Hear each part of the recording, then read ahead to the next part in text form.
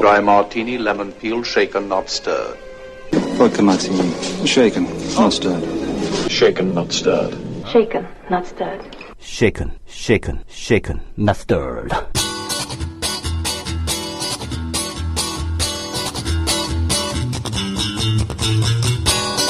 네, 지난 주말에 여러분들 잘 아시다시피 트랜스포머 4편 사라진 시대가 개봉했습니다. 예상대로 개봉 첫 주말에만 무려 260만 명이 넘는 관객을 싹쓸이했습니다.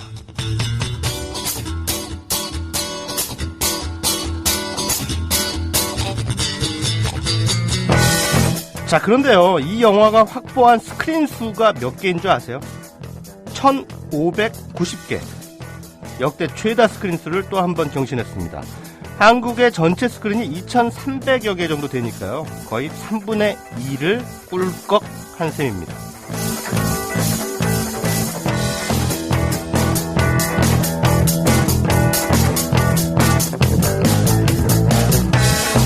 이 정도면은 거의 폭력이죠. 극장에 온 관객들에게 트랜스포머를 보라고 꾸역꾸역 강요하고 있는 거나 마찬가지입니다. 그래도 이런 상황은 좀처럼 개선되지 않고 있습니다. 영화에 대해서만큼은 여전히 규제보다 자율, 시장 논리가 먹히기 때문입니다. 저는 사실 가장 반시장적이어야 할 곳이 문화 분야라고 생각합니다. 왜냐고요? 그건 바로 우리 시민의 영혼에 직결된 문제이기 때문입니다. 영화를 시장 논리에 맡겨놓는다면 방송 또한 굳이 공영방송이라는 걸 운영할 필요가 없겠죠.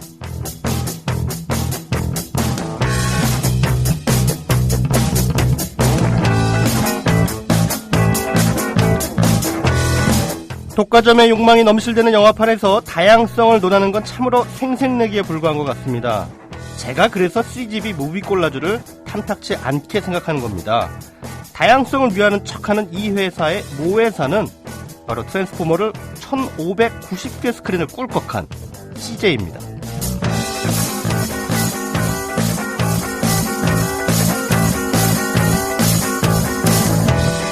위선적인 이중 플레이, 매우 재수없어하는 최광의 영화 쉐이킷.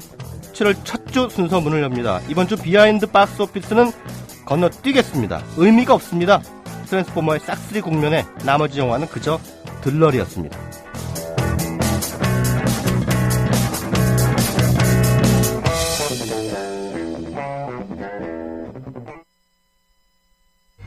커피. 이제 아무거나 마시지 말자. 커피를 즐기는 사람들에게 질 좋은 한 잔의 커피는 하나의 권리입니다. 커피를 아는 전문가가 정성을 다한 로스팅으로 만든 제대로 된 커피. 제제 원두커피로 여러분의 권리를 누려보세요. 02-749-1002 주소창에는 카페제제.co.kr 그리고 검색창에는 카페제제를 검색하세요. 카페제제는 서울 용산구에 위치해 있습니다. 카페제제는 카페가 아닙니다. 커피 전문 인터넷 쇼핑몰입니다. 헷갈리지 마세요.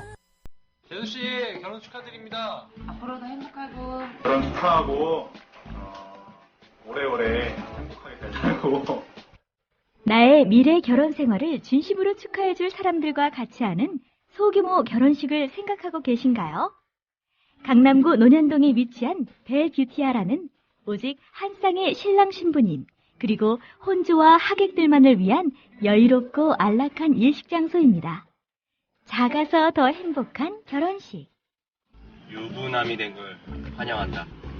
앞으로도 좋은 일만 가득했으면 좋겠다. 결혼 축하해. 결혼을 축하합니다. 포털에서 벨뷰티아라를 검색하세요. 예약 문의는 02-512-7996.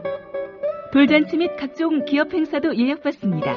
국민TV 조합원에겐 다양한 혜택을 드립니다.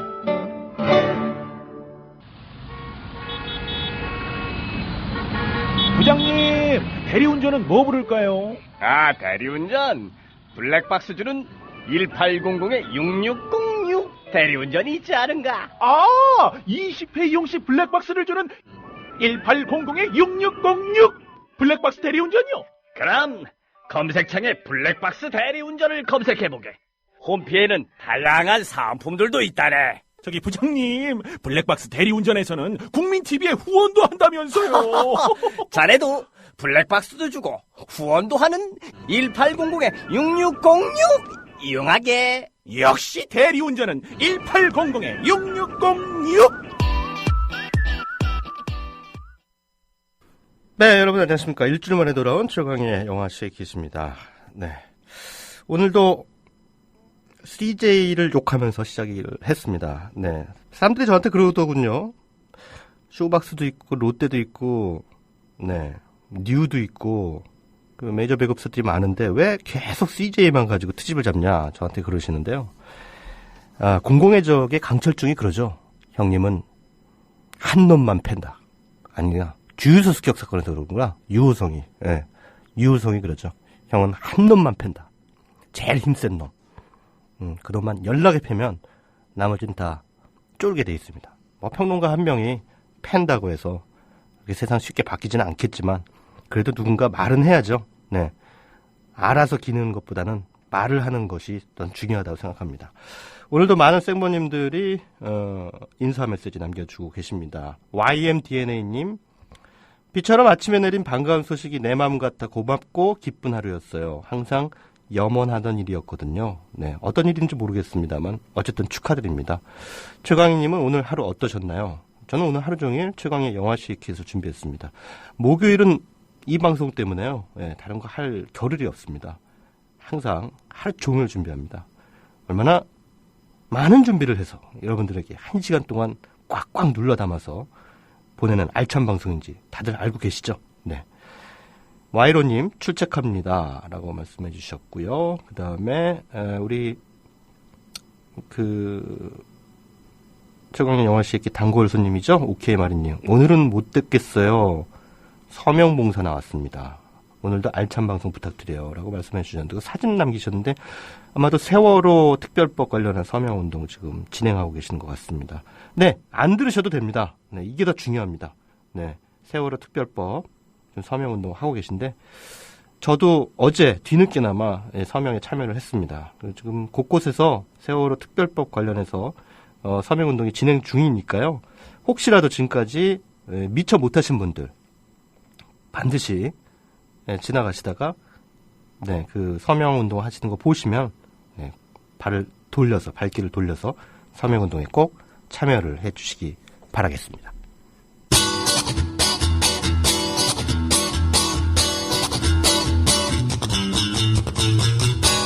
섞지 말고 흔들어.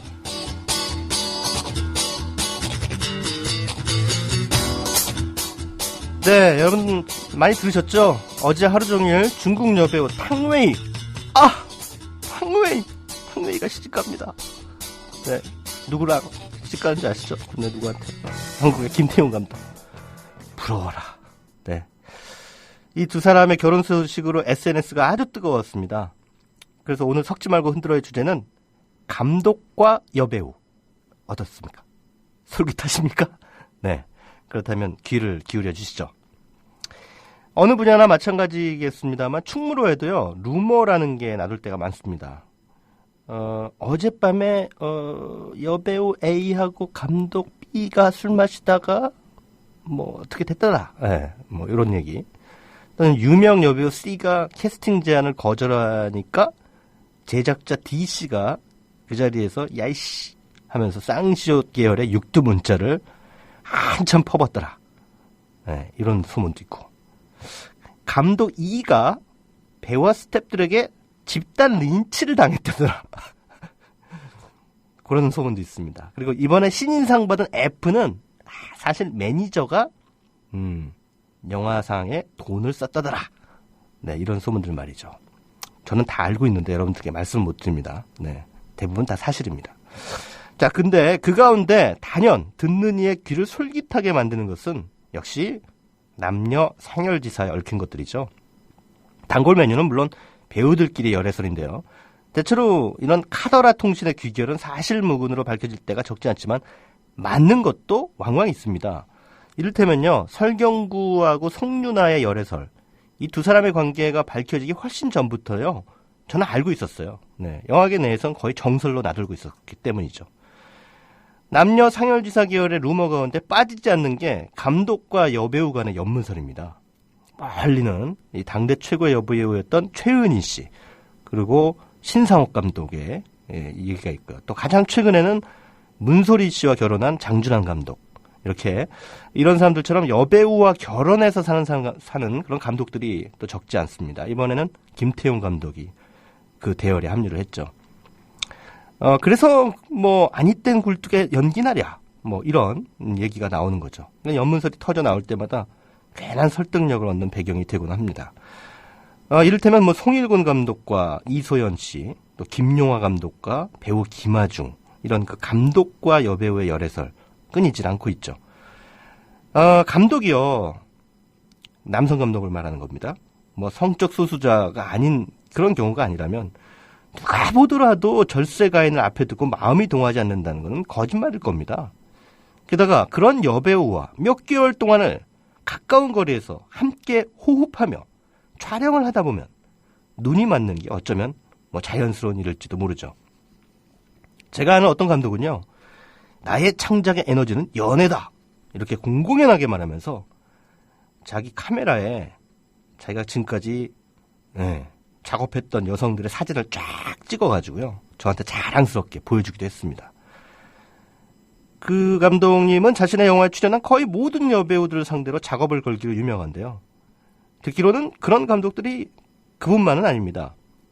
어떤 감독님은요, 촬영 내내 여배우에게 한번 자자, 작업을 걸다가 이게 안 통하니까 삐져서 잠적해버린 사건도 있었습니다. 물론 뭐 제 눈으로 직접 확인하지 못해서 진위 여부를 장담할 수는 없습니다만 이게 은근히 개연성 있게 들리는 건 어쩔 수가 없습니다. 자, 이쯤 되면은 이 방송을 듣고 계실 특히 남성 청취자분들 가운데 영화 감독이라는 직업을 괜한 시샘의 눈초리로 바라볼 분들도 계실 것 같습니다. 특히 이번에 탕웨이와 결혼을 선언한 김태용 감독에겐 대한민국 남성들의 부러움과 시샘의 눈초리가 엄청나게 쏟아지고 있죠. 왜 아니겠습니까? 저도 그런데요. 영화 감독이란 적어도 당대 최고 스타들에게 대시하고 작업을 걸 수 있는 절호의 기회를 독점하고 있는 인간들이니 부러움의 대상이 안 될 수가 없는 겁니다. 다행히도 우리는 영화 감독들의 연애사를 소재로 삼은 몇 편의 영화들을 통해 사실은 어떤지, 실체가 어떤지 가늠해 볼 수 있습니다. 오늘 옛날 영화를 봤다.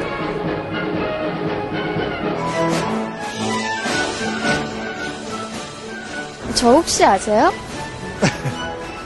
최영실 씨 모르는 사람 어디 있습니까? 전 팬이에요, 팬. 저 혹시 연락처 미리 알아놓을 수 있을까요? 사랑해요. 정말로요? 사랑하긴 뭘 사랑합니까, 당신은?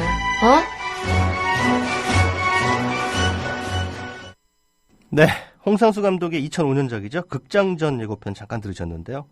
또 이 작품 말고도 2008년에 연출했던 잘 알지도 못하면서, 이 두 작품에는 영화 감독이 주인공으로 등장합니다. 사실 홍상수 감독의 영화 속에서는 반드시 영화 감독이 나오죠. 그의 영화에 유독 영화 감독이 자주 등장하는 이유는 이 잘 알지도 못하면서의 한 대사를 통해서 우리가 짐작해 볼 수 있습니다.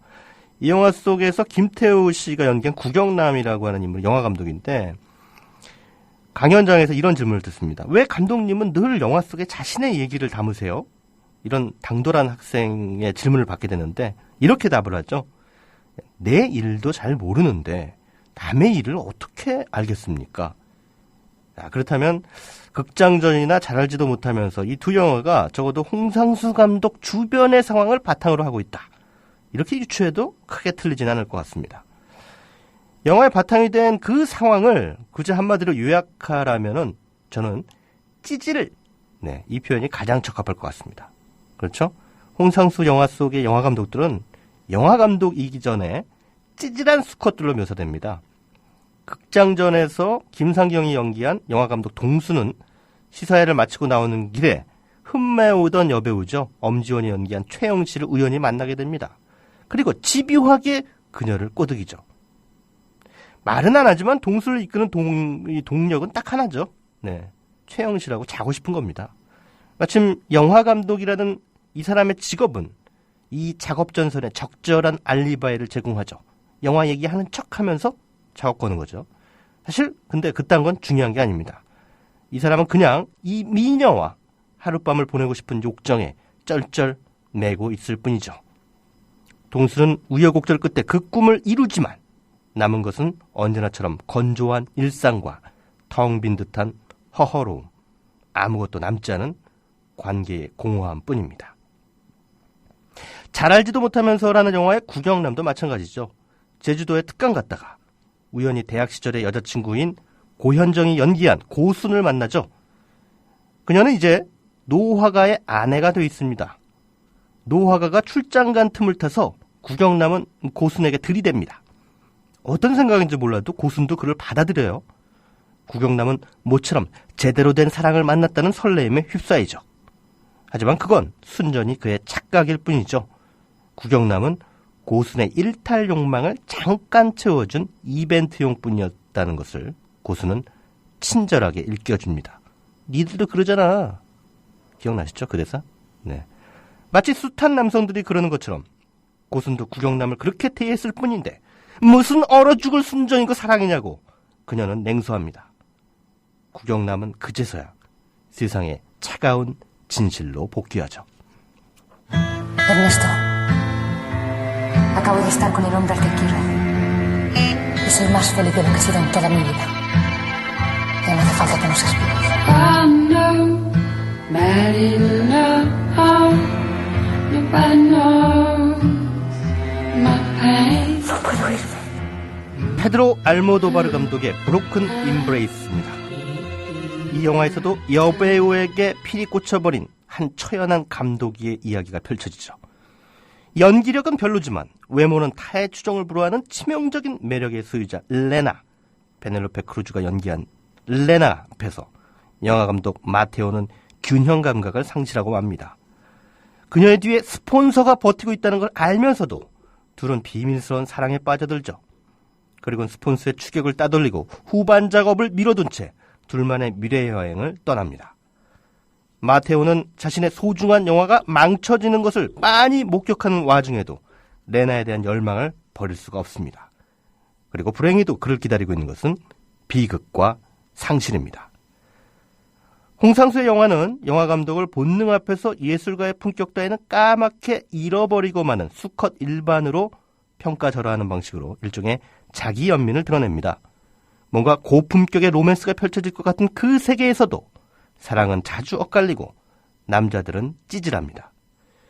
브로큰 임베이스는 더 한 걸음 나아가서 일종의 권력 게임으로 전락한 사랑의 살풍경을 드라마틱한 통속극의 형식으로 펼쳐 보이죠. 여기나 저기나 사랑은 통속하고 욕망은 좌절합니다. 혹은 충족된 욕망의 한켠으로 유령처럼 공허함이 스며들죠. 감정은 어느새 증발되고 관계는 차갑게 식습니다. 그리고 또 불발의 욕망을 향한 빌어먹을 본능의 악순환이 시작되는 거죠. 그러니 우리 남성 여러분, 지근거리에서 여배우들을 볼 수 있다는 이유 하나만으로 영화 감독들을 너무 부러워하지 맙시다. 어떤 영화 감독들에겐 그건 차라리 고문이나 다름없을지도 모르니까요.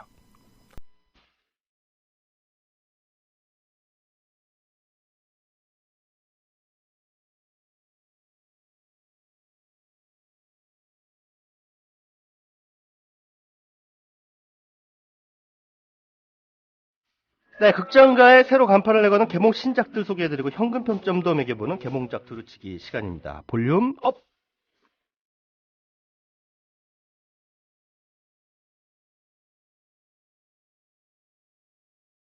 모처럼 나온 한국 공포영화 한 편이 이번 주 개봉합니다. 신예 오인천 감독이 연출한 소녀 괴담입니다. 줄거리는 이렇습니다.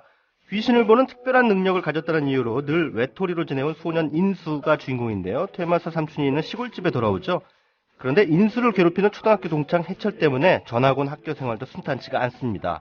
자, 그러다 어느 날 인수는 기억을 잃고 학교를 맴도는 소녀 귀신을 만나서 특별한 교감을 나눕니다. 한편 학교에서는요, 정체불명의 핏빛 마스크 괴담이 떠도는 가운데 반 친구들이 하나둘씩 사라지는 의문의 실종 사건이 발생합니다. 과연 소녀 귀신과 마스크 괴담의 주인공은 어떤 관계일까요? 영화 소녀괴담은 공포영화의 공식에 충실하면서도 귀신과의 로맨스라는 색다른 시도를 펼쳐놓고 있는데요. 이런 가운데 학교 폭력에 대한 의미심장한 메시지도 얹어놓고 있습니다. 학원 공포물의 상투성을 따르는 듯 살짝 비틀면서 멜로와 코미디란 토핑을 제법 맛깔나게 얹었습니다. 영화 소녀괴담의 창의성 지수는 10점 만점에 7점, 평균 평점은 주말 관람료 9,000원을 기준으로 했을 때 9,000원입니다.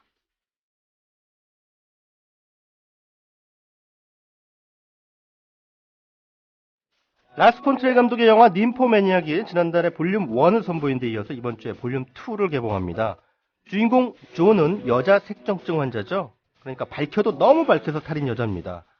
지난달 23일에 개봉한 볼륨 1이 조의 어린 시절 이야기를 주로 담아내고 있다면 이번 볼륨 2에서는 그녀가 사랑한 제롬과 살림을 차린 뒤의 이야기를 펼쳐보입니다. 색정증 때문에 너무 지나치게 방탕한 생활을 했기 때문일까요? 어느 순간부터 조는 오르가즘을 못 느끼는 불감증이란 저주를 받게 되고 이제부터 그 불감증을 해소하기 위한 또 다른 차원의 여행을 시작합니다. 영화 ним포매니악은 상당히 야한 듯한 내용을 담고 있지만 조의 이야기를 들어주는 셀리그먼이란 독서광이 꽤나 지적이고 철학적인 논평을 가미하면서 이야기의 야함을 상쇄하는 기묘한 효과를 보여주고 있습니다. 그런 면에서 이 영화를 세상에서 가장 지적인 음담패설이라고 불러도 무방할 것 같습니다. 인간의 본능 가운데 하나인 성욕을 화두로 꽤나 흥미로운 철학적 메시지를 던지고 있습니다. ним포매니악 볼륨 2는 당연히 볼륨 1과 함께 보시는 게 좋을 것 같고요. 원래는 한 작품이 러닝타임이 너무 길어서 두 편으로 쪼갰기 때문입니다. 창의성 지수는 10점 만점에 9점, 평균 평점은 15,000원입니다.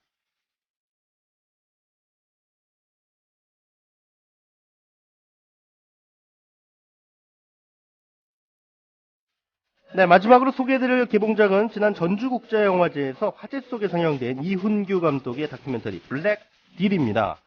민영화 얘기입니다. 영화 제목 블랙 딜은 검은 거래란 뜻이죠. 그러니까 민영화 이면의 권력과 자본의 이해관계를 들춰내는데 초점을 맞추고 있습니다. 우리나라도 요즘 철도나 의료 민영화 관련해 말들이 많죠. 민영화라는 게 도대체 누구를 위한 것인지 이 영화는 7개 나라의 풍부한 사례들을 통해 우리에게 묻고 있습니다. 그리고 민영화로 인해서 벌어질 수 있는 부작용과 폐해는 고스란히 시민들의 몫이 될 것이라는 경고를 던집니다. 단순히 민영화가 나쁘다는 주장을 펼치고 있는 게 아니라 다양한 각도에서의 팩트들을 수집하고 분석함으로써 최대한 저널리즘적인 접근을 하고 있다는 게 돋보입니다.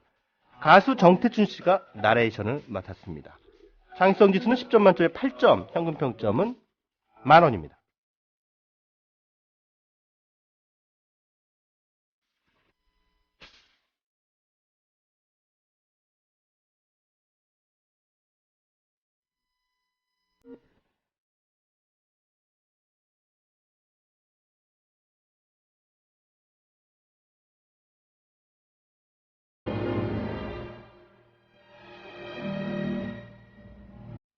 네, 영화 센스 센서빌리티 가운데 골랐습니다. 패트릭 도일의 Whip You No More Sad Fountain 들으시고 시네 톡톡으로 이어가겠습니다.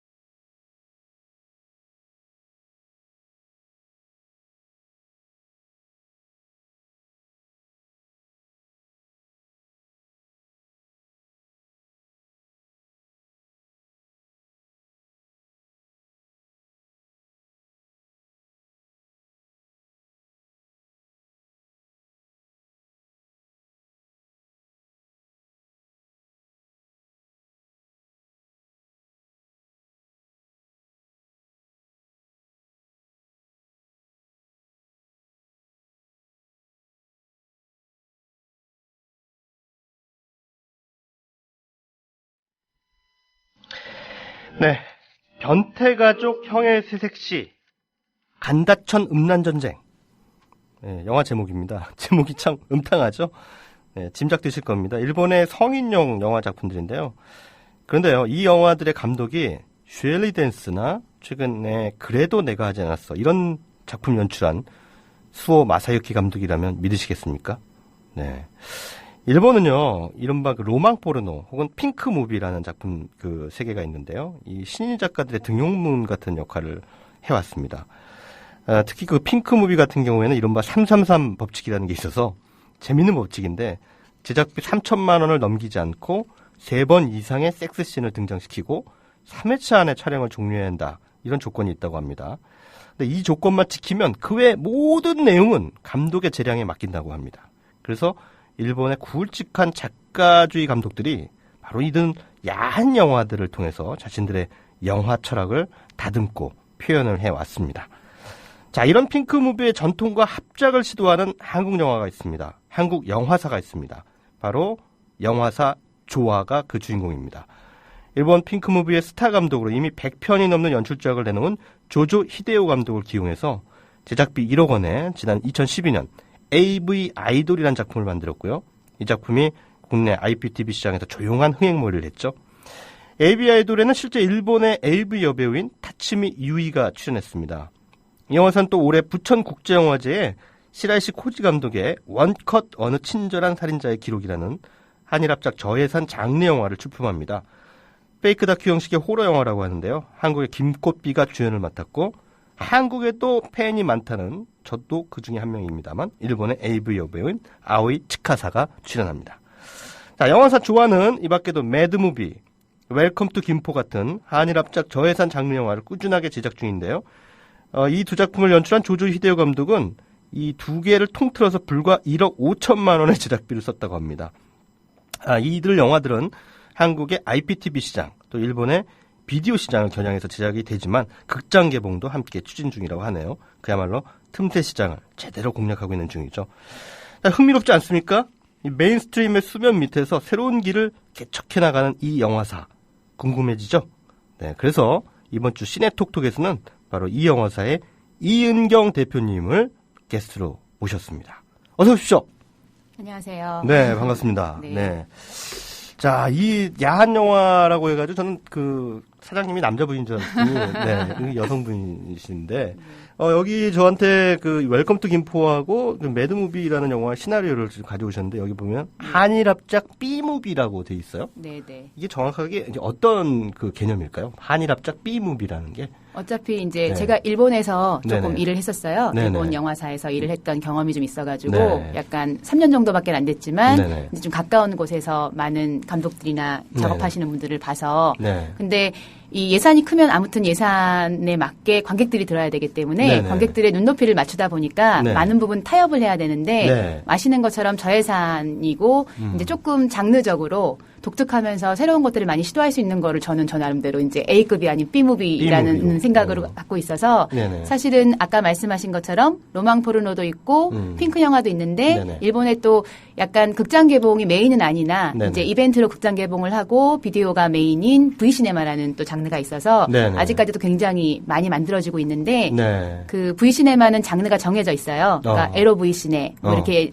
짧게 얘기할 때는 에로나 네. 액션이나 네. 도박이나 뭐 이런 식의 어떤 그 시리즈물들을 만들어서 그 남쪽의 제왕이라는 시리즈는 48편까지 만들어지는 이제 뭐 히트작들이 있을 정도로 예, 예. 그러다 보니까 편수가 굉장히 많고 아까 그 조조 히데오 감독이 이제 38, 네. 75년생이니까요. 네네. 근데 거의 매년 10편 이상의 영화를 만들어 낼 수 있는 거는 이제 그 V시네마 기반인 것 같아요. 핑크 영화의 편수는 V시네마에 비하면 조금 편수는 떨어지기 때문에 엄청난 다작을 하시네요. 그렇죠. 근데 이제 핑크 네. 영화로 작품상도 많이 받고 감독상도 많이 받아서 이제 네네. 핑크 영화 쪽에서 네. 조금 두각을 나타내는 감독이긴 한데 네네. 네. 그래서 이제 저예산으로 네. 그 뭐 이 핑크나 그다음에 V시네마나 뭐 로망 포르노 이런 장르들의 이름이 있는데 네네. 저는 조금 다양한 장르를 네. 시험해 보고 싶어서 네네. 아까 말씀드린 것처럼 그 AV 여배우들이 출연을 하기 때문에 아 조금 야할 것이다라는 생각은 있으시지만 네네. 야한 건 어차피 그 배우들이 출연하는 것만으로 사람들이 상상을 할 수 있기 때문에 네네. 저희는 이제 야한 거에 초점은 안 둬요. 일단은 다양한 장르. 그래서 첫 번째 거는 이제 에로 코미디, 섹시 코미디라는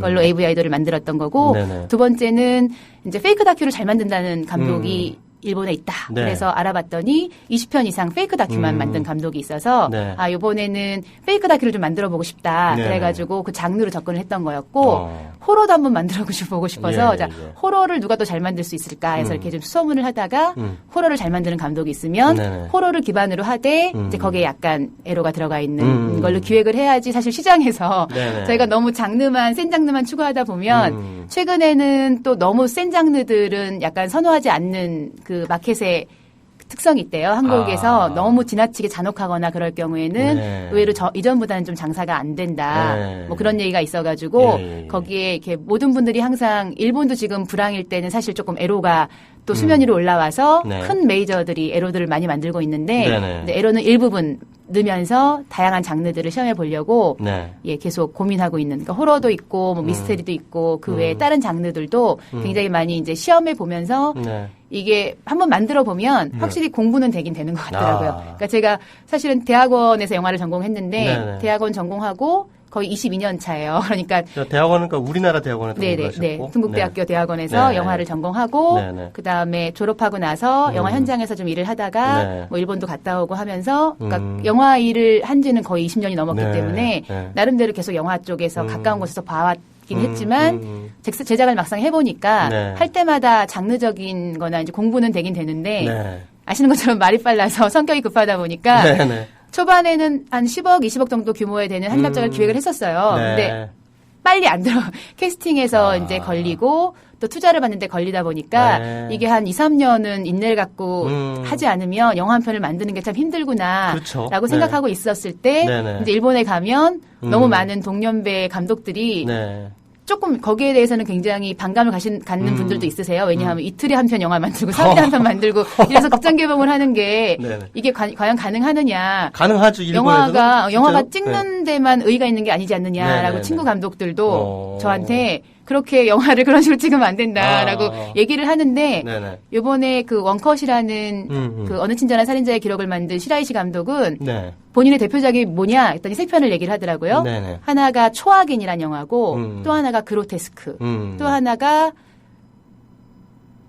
오컬트? 오컬트였던 것 네네, 같아요. 예. 네. 세 편의 영화를 제가 봤더니 이제 네. 그거를 이렇게 다 모아놓은 게 이번에 만든 원컷인데 네네. 초악인이 이틀 동안 찍은 건데 네. 70만 행으로 만들었대요. 그러니까 800만 원, 뭐 700만 원 정도 되는 거예요. 근데 대단하군요. 저희는 저희 사무실에서 보고서 약간 천재다, 약간 네. 이랬거든요. 그러니까 네. 이틀 동안 찍은 영화가 거의 한 남자 주인공의 원맨쇼처럼 페이크 다큐를 찍었는데 네. 이거 뭐지? 약간 이런 생각을 했기 때문에 영화를 또 다양하게 보다 보면 이게 네. 그냥 2, 3일 동안 찍는다고 해서 영화가 아닐까? 뭐 이런 생각도 들고 저희 나름대로는 사실은 굉장히 거기서도 가능성을 보고 네. 재능을 보기 때문에 네. 그런 의미에서는 이제 해보니 힘들기는 하나 굉장히 재밌는 발견과 제가 뭐 기존에 이제 몸담아왔던 영화들이나 이런 것들과 또 다른 느낌의 네네. 이렇게 좀 세계를 보는 듯한 것도 있어서 네. 저 나름대로는 재밌게는 하고 있어요.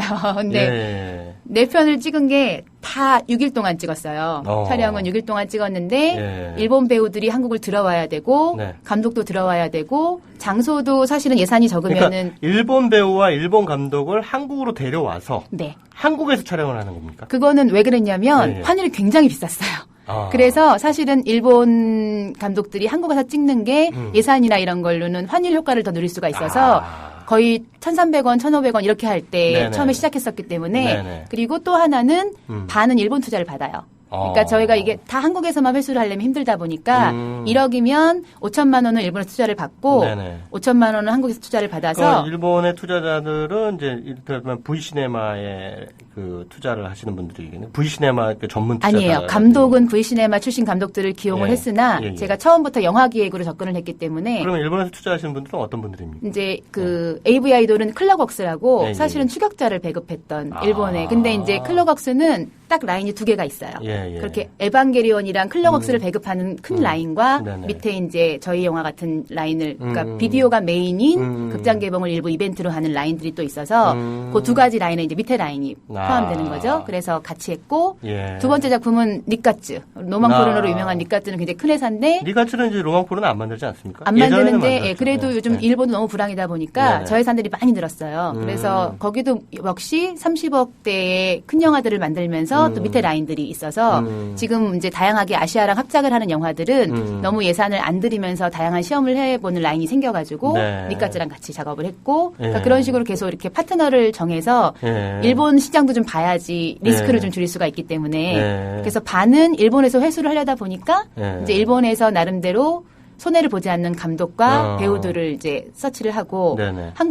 근데 저희 한국에서는 한국 영화를 보였으면 좋겠다라는 생각이 네. 들어서 예, 예. 일본 감독이 만드는 한국 영화를 보였으면 좋겠다는 생각이 있어서 모든 스텝은 전부 한국 스텝이에요. 그리고 전부 한국 로케, 한국 원로케를 했기 때문에 일본에서는 촬영을 안 했어요. 그러니까 그러면서 나오는 약간 그 시너지가 있으면 좋겠다라고 희망하고 이제 영화를 만들었는데 이제 두 편 완성된 두 편은 뭐 이 정도면은 열심히 선방했다라는 느낌이 이제 개인적으로는 드는데 네네. 계속 영화 촬영 끝나고 나서는 좀 불안하긴 해요. 과연 어떻게 나올 것인가에 대해서는 예. 그때마다 좀 불안한 마음도 있고 이제 AV 여배우들을 기용을 하다 보니까 네네. 이건 진짜 마켓의 어떤 좀 네네. 착안한 기용이었는데 네네. 한국에서 어떻게 받아들일까라는 걱정이 처음에 없었던 건 아니에요. 왜냐하면 말씀하신 것처럼 아예 그냥 비디오 시장을 겨냥한 영화라고는 하나 네네. 저는 이제 영화로서 극장 개봉을 하긴 하거든요. 네. 그러니까 이제 극장 개봉이 메인 수익원은 아니기 때문에 네네. 이벤트처럼 하기는 하나 극장 잡기도 어렵고 네. 할 때는 네. 이제 IPTV나 다운로드가 메인 마켓이긴 하나 네네. 기본적으로는 극장 영화라는 타이틀을 걸고 장르를 좀 다양하게 해서 영화제도 좀 많이 내보고 싶고 네. 그래서 AV 아이돌도 사실은 부천에도 컨택을 했었고 네네. 다양한 데 했었는데 네네. 의외로 조금 너무 무난한 코미디처럼 나오는 바람에 영화제에서는 별로 선호를 안 했는데 네네. 원컷은 굉장히 독특해요 영화가. 네. 그래가지고 호불호가 있긴 한데 네. 영화제들은 좀 좋아할 거다라는 느낌 때문에 그때의 손해를 보지 않으면서 이제 바라는 지점 뭐 이런 네네. 것들이 네. 예 그때마다 목표를 정하고 하긴 하는 거기 때문에 네.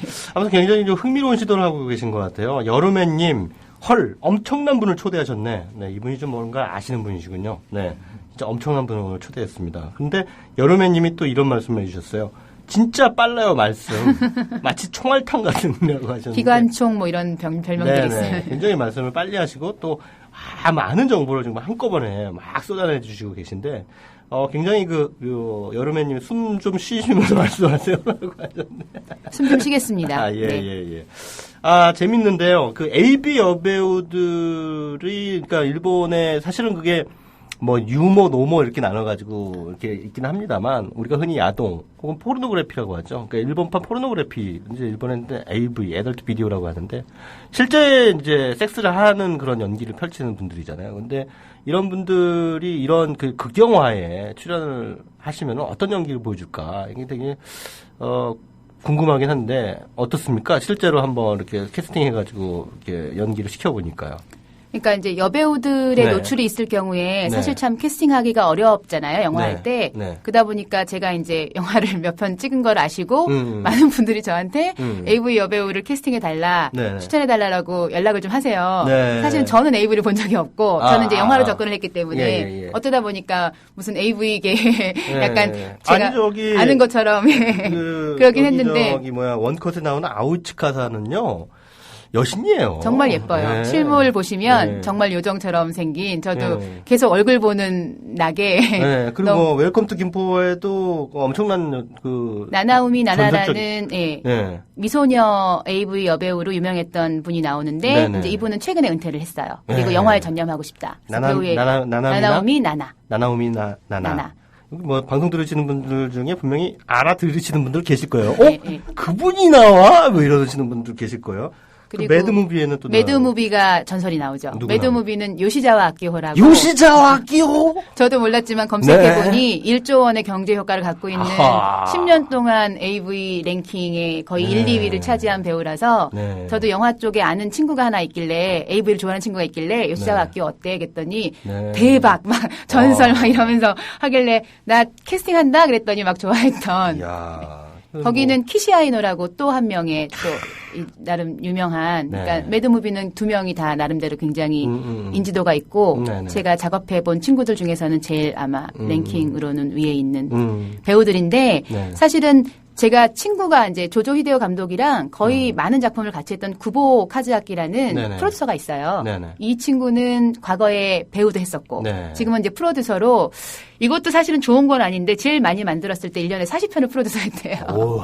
그거는 이제 대단하군요. 그렇게 이틀 3일 거를 돌리고 하면서 네. 근데 그렇게 사는 건 아닌 것 같다 그래가지고 네. 지금은 안 하는데 제 네. 만났을 때는 올해 몇 편이나 했니? 그랬더니 40편을 프로듀서 했다고 해서 나도 그거는 영화를 좋아하는 거 아닌 것 같다. 너 다시 한번 생각해봐라 그랬는데 이 친구가 많이 알아요. 네. 그래서 저한테 어떤 친구를 캐스팅했으면 좋을까요? 하면 리스트를 딱 보내줘요. 근데 리스트가 어떻게 되어 있냐면 이제 이름이 있어요. 이름. 네. 그 다음에 성격. 뭐 개런티 나오는데 성격에 연기는 잘하나 조금 4차원 뭐 이런 약간 그리고 성격이 나빠서 같이 하기 어려움 뭐 이런 식으로 다 코멘트를 달아주는 거예요. 그래서 한 4, 50명의 리스트를 쫙 보내주어서 그걸 보고 너무 웃으면서 아 그러면 이렇게 해야 되겠다 이렇게 해야 되겠다 캐스팅을 하는데 네네. 그 일본의 AV계도 저도 이제 들은 얘기긴 하지만 네. 사실은 잘못 접근하면 되게 위험하대요. 왜냐하면 야쿠자들이 있거나 아하. 해가지고 예. 그래서 사실 AV를 찍는 여배우들은 개런티가 비싸요. 거의 영화의 뭐 반 이상이 다 그 분의 개런티인 정도로 몸값이 비싼데 그래요? 왜냐하면 실제적으로 이제 굉장히 하드한 연기를 해야 되기 때문에 네네네. 영화는 싸요, 사실은. 그러니까 영화도 뭐 일반 연극, 그러니까 아주 싸진 않지만 어느 정도는 줘야 되지만 네네. 영화는 사실은 개런티가 AV에 비하면 굉장히 싸기 때문에 네네. 영화에 출연을 하고 싶다라고 생각하는 AV 배우들은 사실 좀 제대로 된 회사에 제대로 연기를 하고 싶어 하거나 아까 돈이 중요한 게 아니라 돈이 중요한 게 아니라 본인 여배우로서 하고 싶다고 하는 데가 많아서 사실 저는 그 4편을 찍었지만 너무 편하게 일을 하긴 했어요. 왜냐하면 딱 밤을 거의 저희 6일 동안 찍으면서 거의 매일 1시간씩밖에 못 자면서 하거든요. 거기다가 예, 강행군을 하는데도 불구하고 네.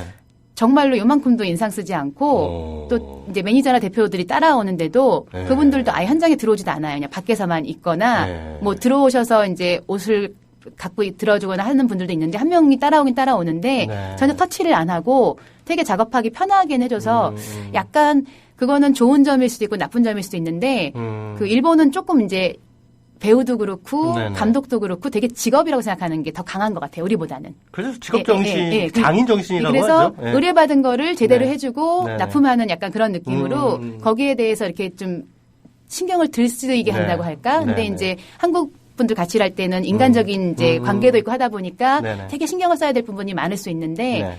의외로 좀 언어나 이런 문제가 있을 수는 있겠지만 딱 그 정해진 것만 딱 해주고 하면서 끝나니까 일하기는 좀 프로듀서 입장에서 편한 게 있어요. 그러니까 네. 인간적으로 조금 더 정이 들을 수 있지 않겠느냐 그럴 수도 아. 있겠지만 항상 일을 굉장히 깔끔하게 하고 돌아간 배우들이라서 네. 제가 그때마다 한 번 하면 그다음에 다시 연락을 할 경우에 네. 되게 편하다고 얘기를 했더니 이제 그 구보라는 프로듀서도 네. 자기가 추천했던 배우들이나 아.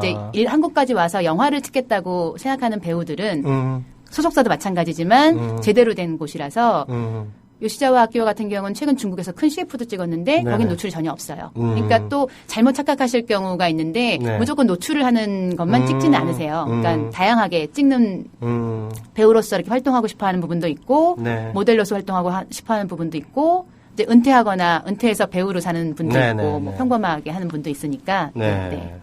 요시자와 아키오 얘기를 하니까는 우리 PD님이 바로 검색해 보시면서 침을 질질 흘리고 계시는데 네, 유명한 분입니다. 요시자와 아키오. 근데 이제 백분의 1님이 아키오는 작품성이 떨어져. 크크라고. 바로 이분은 좀 많이 보셨나 봐요. 아키오 네. 작품을. 아니 네. 어떤 분은 연기를 굉장히 잘하는 배우라고 그래서 예, 했는데 일본 내에서는 사실은 연기를 잘하는 배우라기보다는 네, 네. 처음부터 이제 약간 그렇게 막 연기를 잘하거나 하는 배우가 아니었대요. 근데 이제 그렇게 계속 업계에서 시간이 지나다 보니까 네네. 약간 다소 조금 아주 잘하진 능숙하진 않지만 계속 그게 그냥 스타일이 돼버려가지고 최근에는 그러니까 연기를 그러니까 적인 거예요. 전문가신 거예요. 연기를 잘하지 않는다고 말하시는 분은 사실은 연기를 굉장히 잘하는 배우라기보다는 지금의 그냥 요시자와 아키오의 스타일이 그 스타일이 돼버려서 뭐 최상급이에요. 예. 요시자 실물이 훨씬 예쁩니다. 예. 예. 제 생각보다 그러니까 화면빨을 좀 안 요시자 아키오가 지금 한국에 봤더라고요. 왔었다는 얘기잖아. 매드무비를 찍으러. 6일 동안 있었습니다. 부르시지 좀 저를. 너무 아깝다. 근데 저희가 이게 전혀 저거를 안 공개를 안 내보내서 해주니까. 안에서 공항에도 네. 아무도 안 왔어요. 아마 알았으면 오셨을 거예요. 아, 우리 또 한국 남성 팬들이 또 우르르 몰려. 근데 촬영 중에 한두 시간씩 계속 기다리던 남자분들이 왜 깜짝 아니겠- 놀랐대요. 왜 아니겠습니까? 길거리를 가는데 네. 갑자기 요시자 마키오가 있어가지고 그러면서 봤는데 맞더래요. 그래서 아. 계속 2시간 정도 기다렸길래 저희가 사인도 받아드리고 같이 사진도 찍게 해드리고. 야, 그럼 뭐 되게 기분 좋아하셨겠네. 근데, 한국에도 내 팬이 근데 있구나. AV 배우들을 만나실 때 남자분들의 특징을 보면 네. 얼굴이 막 빨개지세요. 그냥 만나는데도 본인들이 얼굴이 막 빨개지시는 것 같아요. 그러니까 이렇게 상상을 하시나 봐요. 그래서 나는 그게 너무 웃긴 것 같고 저희 원컷 때도 네네. 그 아오이츠카사와 이제 뒤풀이 할 때 네네. 사진들을 찍잖아요. 그래서 네. 자랑한다고 막 카톡에 올려요, 스태프들이. 그러면서 본인들이 계속 얼굴이 빨개져가지고 자랑하면서. 그래서 저는 그게 좀 웃겼어요. 제가 옛날에 우리 한국 기자들하고 독일에 갔다가 남녀 혼탕에 간 적이 있었어요. 호기심에.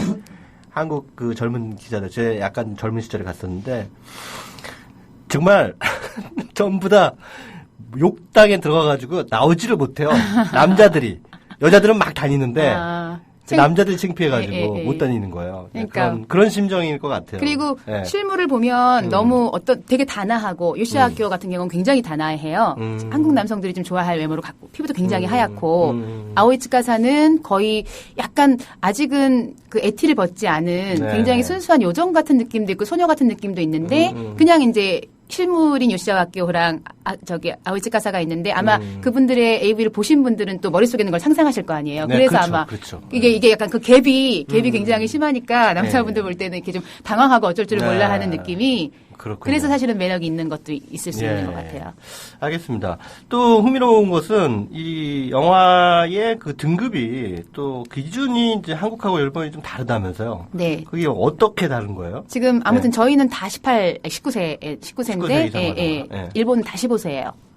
지금 제가 만든 영화들이 이런 영화들이? 예. 아까 그 아니, 잠깐 뭐 포스터 정사신이 보시면 등장해도? R15 예, 정사신이 뭐 있어도 가슴이 노출이 돼도? 네. 그러니까 노출은 사실 일본은 관대한 것 같아요. 제가 이제 조조 히데오 감독이랑 처음에 만났을 때 예. 어차피 이제 저희가 스폰서니까 네네. 그 정사신을 어느 정도 수위를 찍어야 되냐라고 네네. 이제 프로듀서한테 물어봐요. 예. 그럼 저도 그 부분에서 전문가는 아니기 때문에 일단은 좀 맡기겠다라고 하는데 그래서 그 당시에 제가 완벽한 파트너랑 붉은 바캉스를 보여줬어요. 붉은 바캉스 검은 웨딩. 네, 검은 웨딩을 이제 그 한국에서 그나마 네네. 조금 이렇게도 야하다는 소문도 있었고 그 또 영화가 사실은 일본의 어떤 핑크 무비를 좀 벤치마킹한 영화 아니겠습니까? 네, 사실상? 그래서 예. 그거를 보여줬더니 네네. 훨씬 더 그걸 야하게 받아들이는 거예요. 그러니까 일본에서 이렇게 가슴 노출이 되거나 이거보다 약간 이제 그 남녀의 움직임이 좀 정확하게 찍히거나 이러는 거를 일본 친구들은 훨씬 더 야하게 느껴서 이렇게 허리를 움직이는데 허리를 클로즈업 한다던가 이러면 그건 안 된대요. 심의에 걸린대요. 그러면 15세가 안 나와요. 그래서 저희 가슴은 나와도 가슴은 되는데, 상관없는 거예요. 그러니까 허리는 움직이면 안 된다. 예, 가슴을 뭐 애무하거나 네네. 이렇게 신체 어떤 부분을 하는 건 전혀 문제가 안 되는데 이제 그 움직임들이 좀 강하게 나오는 것들은 네네. 의외로 영화에서는 그래서 저희 매드무비 찍을 때는 예. 정사씬 할 때 그 기둥으로 허리 부분을 가려달라고 그래가지고 감독이 왜냐하면 일본에서도 심의를 받아야 되니까. 네. 근데 이제 일본은 18세 만으로 하니까 18세가 되면 방송이 안 팔린대요. 그래서 15세로 맞춰달라고 하는 주문들이 있어서. 네네. 근데 저희 정도의 저희가 19세 받는 수준이면 충분히 15세로 가능해서. 그러니까 이제 그런 그 정사신에 대해서는 한국과 일본이 이렇게 다르구나. 근데 우리는 어느 한 시장만 네네. 그 릴리즈할 건 아니고 네. 양쪽 시장에서 다 릴리즈를 해야 되는 거니까 예. 그런 부분에서는 여기서 릴리라고 하는 건 릴리즈. 릴리즈의 준말이고 네. 그러니까 개봉을 해야 개봉한다, 되니까 푼다, 이런 얘기죠? 풀어야 되니까 예, 예. 거기 부분에 대해서는 얘기를 좀 해가지고 네네. 하는데 조금 다르다라고 얘기하는 부분들이 있어서 근데 양쪽 처음에는 시장에 다 맞춘다는 게 쉬운 일은 아닐 것 예, 같아요. 예. 네. 근데 처음에는 아무튼 예를 들어서 감독님이 이게 좀 너무 앞부분인데 이거 여기서는 여배우 가슴 노출이 너무 일찍 나오면 그 맥락상 좀 안 좋을 것 같은데 네네. 어떻게 되느냐 막 물어보러 와요. 그럼 저는 그냥 알아서 해라 약간 그러거나 안 하는 게 좋을 것 같다. 그냥 영화를 일단 우선으로 하자. 네네. 그래서 영화 속에 잘 녹아드는 노출이면 괜찮은데 네네. 이게 뜬금없이 나오는 것 같으면 애초에 아무리 뭐 시장을 생각한다고 해도 네네. 애초에 우리가 만들려고 하는 거랑은 좀 어긋나니까 그거는 이제 그냥 없이 가자라던가 네네. 이렇게 계속 얘기를 좀 물어보면은 얘기를 해주는데 저도 이게 어느 정도 선에서 괜찮을지에 대한 그 데이터가 많은 건 좀 아니어서 예, 초기에는 사실 판단해주기가 되게 애매해가지고 그거 판단 필요하실 때 저를 부르세요. 제가 판단해드리겠습니다. 잘 모르겠다 뭐 네, 이렇게 예. 얘기하는 적도 있긴 있습니다. 예. 네. 듣다 보니까 정말 빠져드는데요.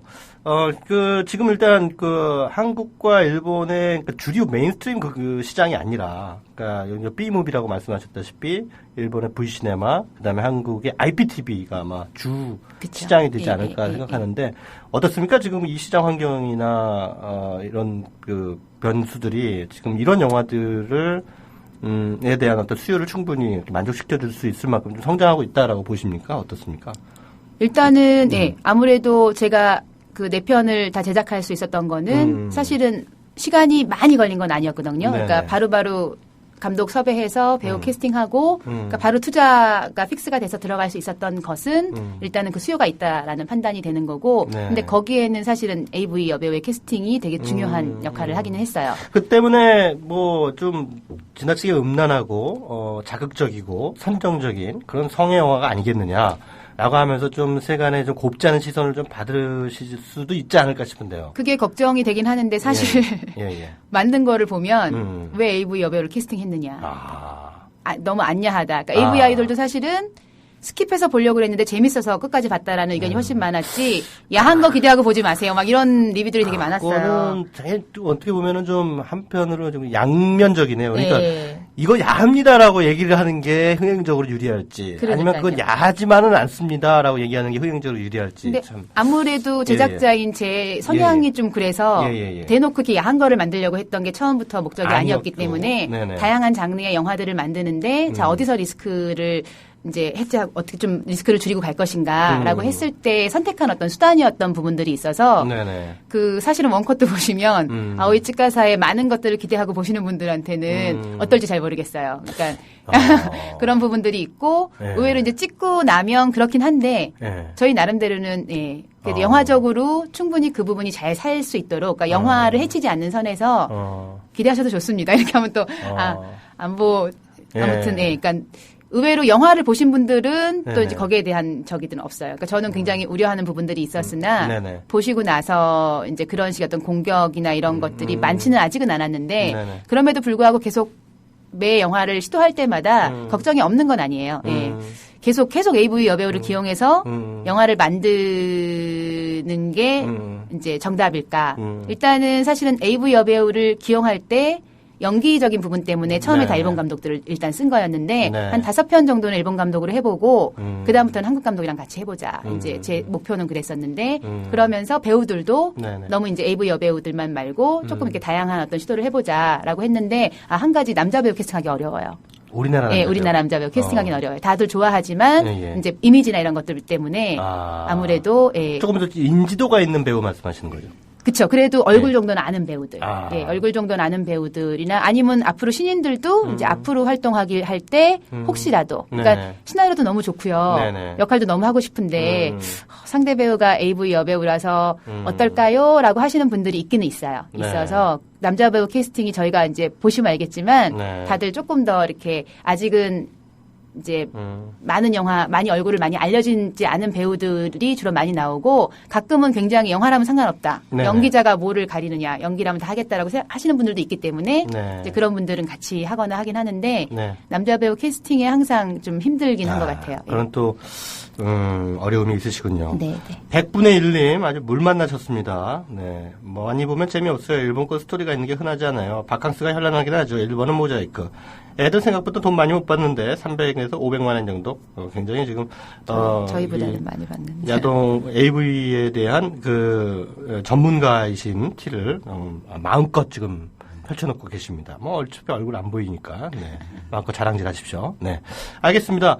자, 앞으로 이 영화사 조화가 좀 더 하고자 하는 그런 방향성이랄까요? 이런 기획들, 단기적인 계획, 장기적인 계획도 좋고요. 어떤 계획들을 가지고 계신지 좀 말씀을 해주시는 걸로 좀 마무리를 짓죠. 일단은 아무튼 이제 일본에서 영화 만드는 경험도 했고, 다양하게 한일합작 기획들이 많기는 많아요. 그 중에 이제 조금 10억 이상의 예산의 영화들이 좀 라인이 있고, 이제 1억 만드는 재미있는 B무비 장르 영화 해가지고 하는데 아마 2편은 일단 공개가 될 테고 네. 나머지 2편 있고 올해도 또 계속 네. 10월에도 있는데 영화들을 보시면 저희는 사실 스토리와 네, 네. 영화적인 어떤 재미로 승부하는 영화들이기 때문에 아마 영화를 보시면 달라질 수 있을 것 같아요. 그래서 네. 계속 꾸준히 관심 갖고 봐주시면 저도 수호 마사유키 감독처럼 이제 저희가 같이 했던 감독들 중에서 조금 더 이렇게 상업영화 제대로 된 상업영화로 승부할 수 있는 그 재능들 좀 발굴해서 네, 많은 기회를 주는 제작자이고 싶습니다. 네.